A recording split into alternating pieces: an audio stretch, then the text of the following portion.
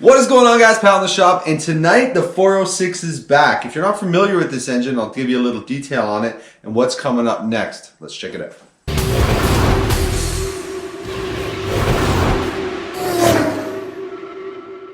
So the 406 is back, and we have a new finger, that pointer finger we're using. My 5-year-old daughter bought me this, and she wanted me to use it in my videos with my engine, she said. So here we are.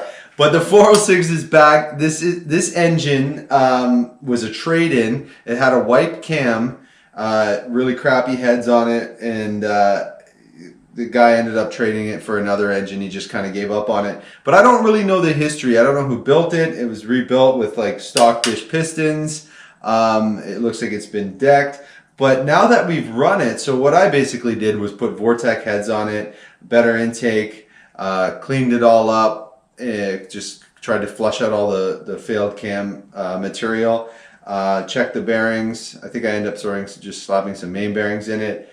But I didn't build this engine per se. I just kind of fixed it up in a way that we can run it. And then I wasn't really sure what the plan was with it. But now I kind of have a plan for it, and we'll talk about that.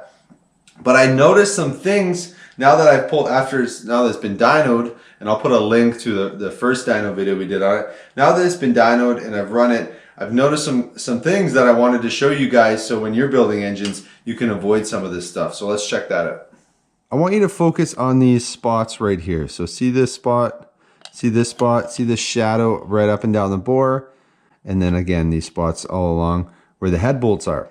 What that's going to tell me is someone did not use a torque plate on this 400 block when they did it.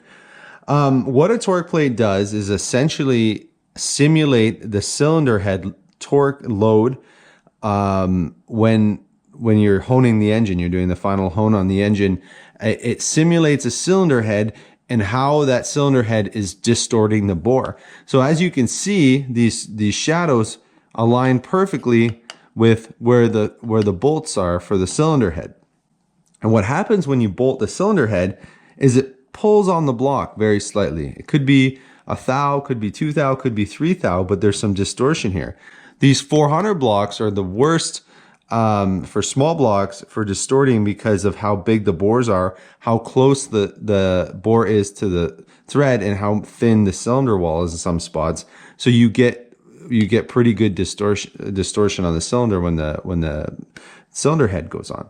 So every bolt hole we see, we're going to see a shiny spot. Now that the engine is run, you're not going to see this until after the engine runs, by the way, because the rings are hitting that high spot and knocking off the crosshatch first, versus the rest of the cylinder you can see is perfectly crosshatch. And in this spot in particular, you can see there's a shadow all the way down where there's a slightly high spot, the worst being concentrated in that area.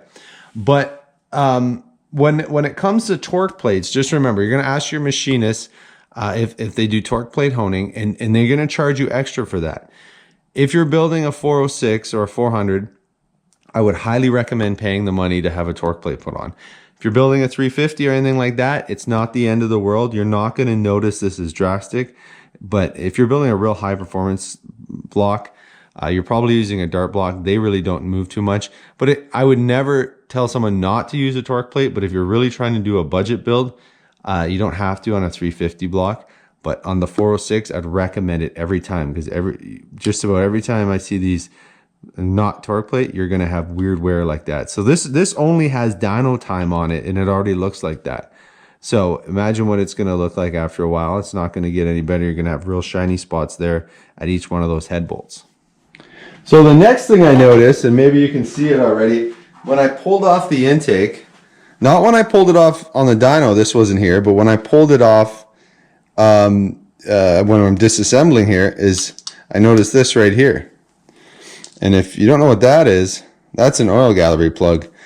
I'm assuming it came from the front here behind the timing cover, and believe it or not, it probably popped out, got in the back of the timing chain, and then got pushed out of one of these holes right here and landed there. That's my guess, so I'm going to pull the front cover off. I didn't install these, but when I had this block sort of apart, I guess I didn't fully disassemble the block, so maybe that's probably why I didn't drill and tap these. But these front holes, I always drill and tap and put screw-in plugs. I don't really like to use these plugs. This one looks oddly deformed. I hope it wasn't like that when they installed it. Maybe that happened when it got pushed up and chewed up a little bit. But these will work if properly staked, put in and properly staked. They're fine. But oftentimes I don't like the thought of it just sitting in there, and that's why I just tap them. So let's pull the front cover off and see where this bad girl came from. So as you can see, these are the holes we normally tap. There's obviously supposed to be that plug in that one, but it's missing. And what that is, that feeds your lifters.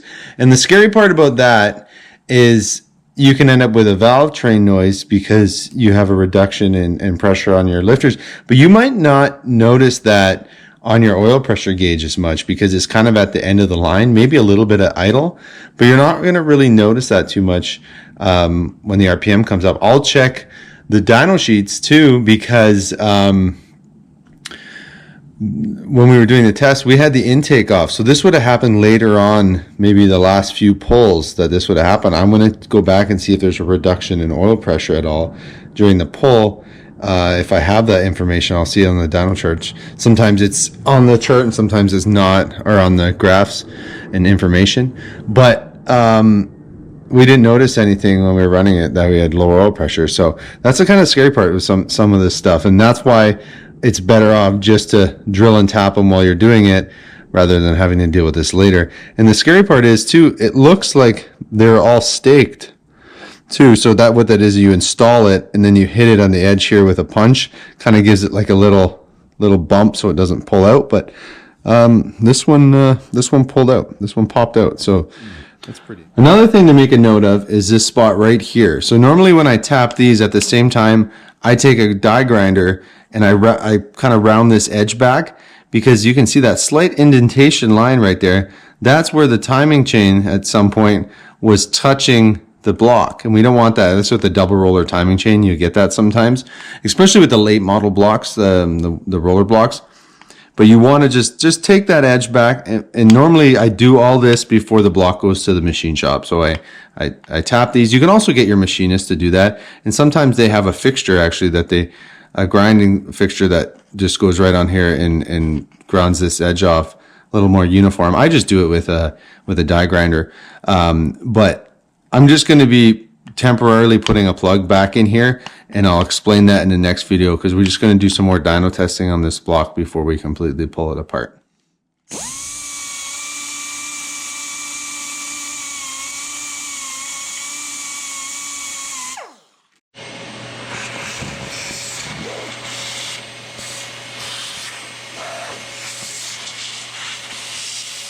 So as you can see, I reinstalled the plug here for temporary. Again, we just need it for a couple more dyno tests. Restaked these ones just to be safe. You just take a chisel and you just give it a little smack around the edges. And then I masked off the whole engine, put some tape around here, and then just rounded this edge. Again, you don't typically do this when the engine's assembled. You do this before it goes to the machine shop. You just do a little rounded edge and drill and tap these. But we'll drill and tap these later, and I'll talk about why we're doing just this for now in an upcoming video.